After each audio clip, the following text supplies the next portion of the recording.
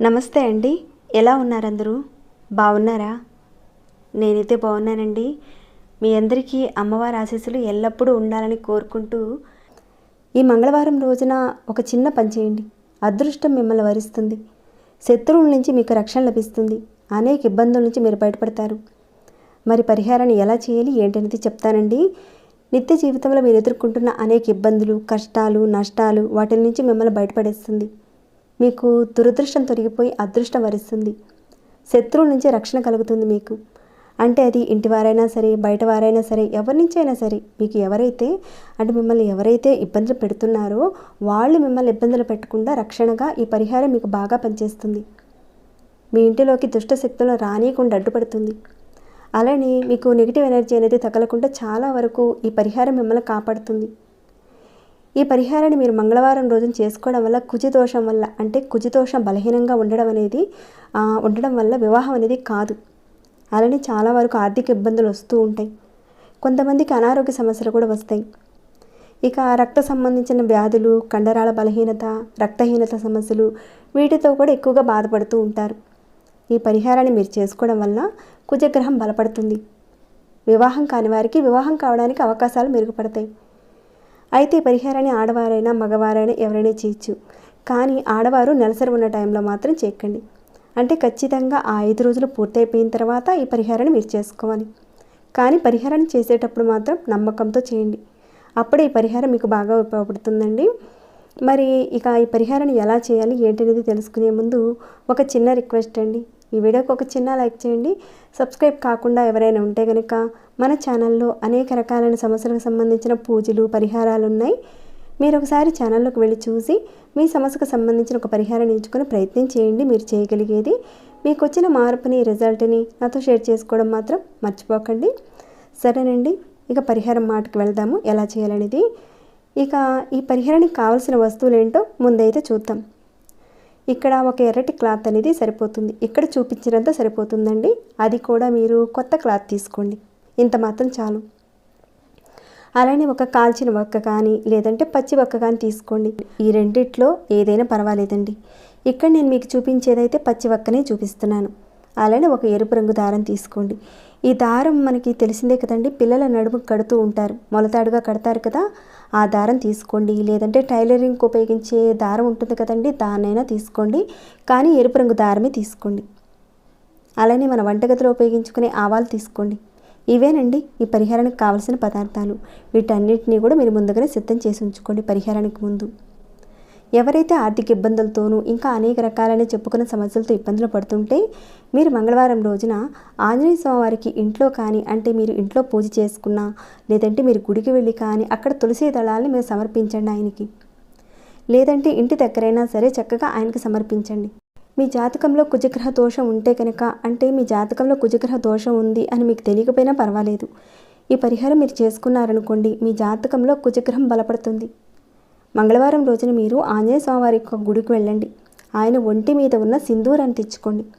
ఆ తెచ్చుకున్న సింధూరంతో మీ ఇంటి గుమ్మం పైన కానీ లేదంటే దర్వాజా మీద కానీ చక్కగా స్వస్తిక్ గుర్తు వేయండి.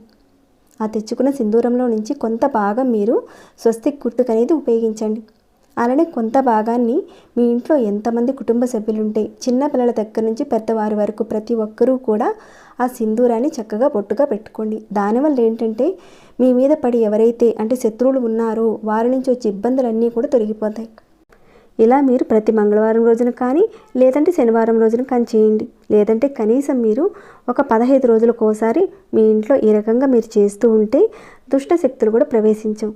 దిష్టి దోషాల నుంచి కూడా మీరు బయటపడతారు. శత్రువుల నుంచి కూడా మీకు ఒక రక్షణ అనేది కలుగుతుంది. సింధూరానికి అంత శక్తి ఉందండి. ఆ విధంగా చేసుకున్న తర్వాత మంగళవారం రోజున ఈ పరిహారాన్ని చేయండి. మీరు దేవుడి దగ్గర చక్కగా ఎక్కడైతే మీరు పూజ చేసుకుంటారో అక్కడే ఈ పరిహారం చేయాలి. పరిహారానికి కావాల్సిందే మనకి ఎరుపు రంగు క్లాత్ అవసరం ఉంటుందండి. అది కూడా కొత్త క్లాతే తీసుకోండి. మీరు చక్కగా స్నానం చేసుకున్న తర్వాత ఈ పరిహారం చేసుకోవాలి. మీరు ఏం చేస్తారంటే ముందుగా ఈ క్లాత్ తీసుకోండి. ఈ విధంగా పెట్టండి. క్లాత్ని పెట్టిన తర్వాత ఒక గుప్పెడు ఆవాల్ని ఆ క్లాత్లో వేయండి.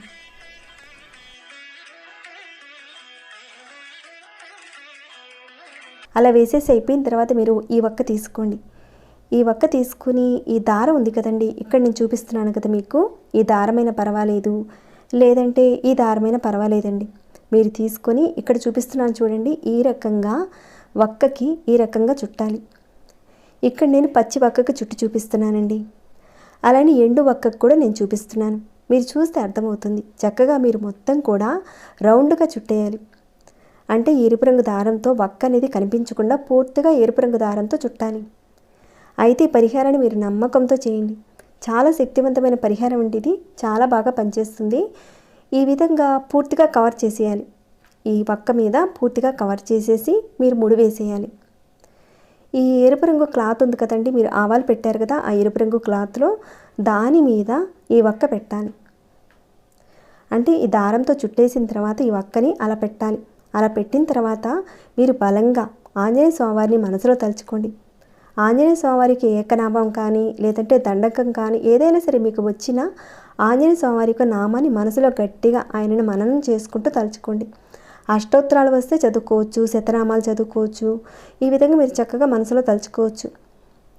అయితే ఈ పరిహారాన్ని మీరు ఉదయం లేచిన దగ్గర నుంచి సాయంత్రం మీరు పడుకునే లోపుగా ఎప్పుడైనా చేసుకోవచ్చు. ఈ రకంగా మీరు చక్కగా మంత్రం చదువుకున్నారు, అన్నీ రెడీ చేసేసారు, వక్కన పెట్టారు, ఇక మంత్రం చదువుకున్నారు. ఇలా అయిపోయిన తర్వాత మీరు కొబ్బరి నూనెతో కానీ ఆవు నెత్తితో కానీ దీపారాధన చేసుకోండి ఆంజనేయ స్వామి పటం దగ్గర. ఇక పూజా రూమ్లో అక్కడే మూటను తయారు చేసి దీపారాధన చేసి ఆ దీపారాధన మూటకు చూపించండి. అలానే ధూప్ స్టిక్స్ని వెలిగించి ఆ సాంబ్రాన్ని కూడా ఆ మూటకు చూపించండి. తర్వాత మీ మనసులో ఏవైతే సమస్యలు ఉన్నాయో అవన్నీ కూడా తీరిపోవాలని, దురదృష్టం తొలగిపోయి అదృష్టం కలిసి రావాలని మీ మనసులో అనుకోండి.